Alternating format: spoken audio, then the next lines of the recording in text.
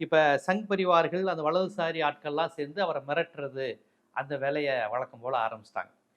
ஒரு இந்திய நாட்டு குடிமகன் ஒரு அரசின் மீது, ஒரு பிரதமரின் மீது, முதலமைச்சரின் மீது, யார் மீது வேணாலும் விமர்சனம் வைக்கலாம். ஏன்னா, என்னைய ஆட்சி செய்ற, என்னுடைய வரி பணத்தில் என்னைய ஆட்சி செய்ற, அப்ப நீ என்ன செய்ற அப்படிங்கிற கேள்விய மாநில அரசு, ஒன்றிய அரசு, முதலமைச்சர், பிரதமர், அமைச்சர்ன்னு யார பார்த்து வேணாலும் யாரு வேணாலும் கேட்கலாம். அந்த உரிமை நடிகருக்கும் உண்டு.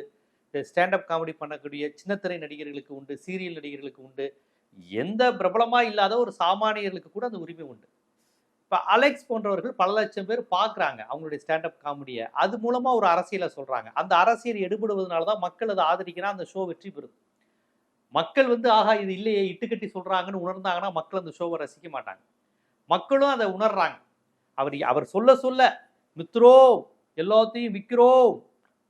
நம்ம கைய கட்டி நிக்கிறோம்" அப்படின்னு அவர் சொல்றப்ப ஏன் மக்கள் ரசிக்கிறான்? அது உண்மைங்கனால தான். நான் அதனால தான் ஆதாரத்தோட சொன்னேன். இவர் எதையும் விக்கலங்கிறாரே.